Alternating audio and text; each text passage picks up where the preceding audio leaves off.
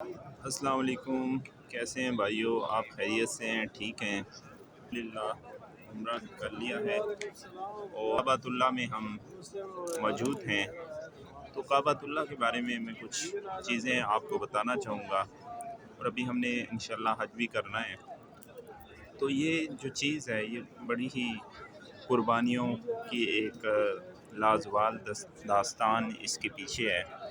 بہت مختصر کروں گا کہ بڑی مدتوں، بڑی منتوں، بڑی مرادوں کے بعد اللہ تبارک و تعالیٰ نے حضرت ابراہیم علیہ السلام کو بیٹا عطا فرمایا، حضرت اسماعیل۔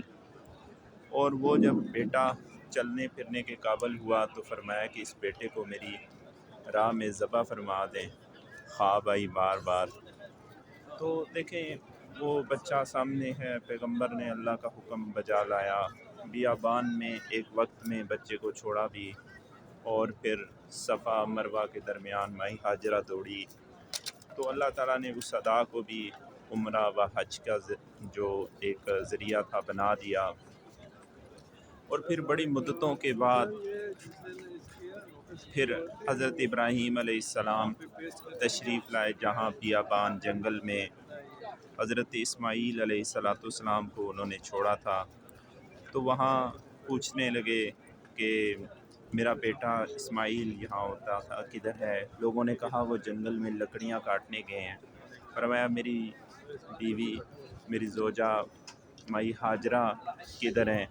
تو انہوں نے کہا کہ مائی ہاجرہ کا تو انتقال ہو گیا ہے۔ تو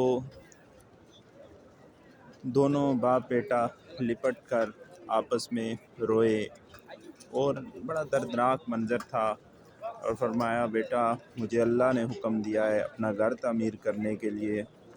اس منظر کو قرآن بیان فرماتا ہے، وَإِذْ يَرْفَعُ إِبْرَاهِيمُ الْقَوَاعِدَ الْبَيْتِ وَإِسْمَاعِيلُ رَبَّنَا تَقَبَّلْ مِنَّا إِنَّكَ أَنْتَ السَّمِيعُ الْعَلِيمُ۔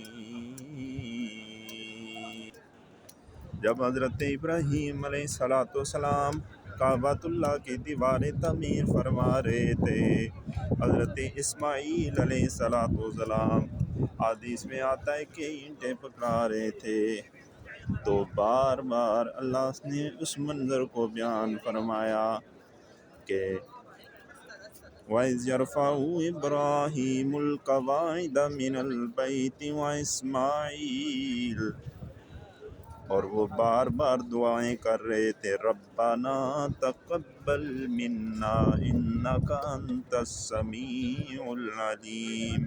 اے پروردگار ہماری خدمت کو اپنی بارگاہ عالیہ میں قبول فرما لے۔ اور آج ہم بھی اللہ تبارک و تعالیٰ سے کرتے ہیں کہ وہ ہمارے عمرے کو اپنی بارگاہ عالیہ کے اندر قبول و منظور فرما لے۔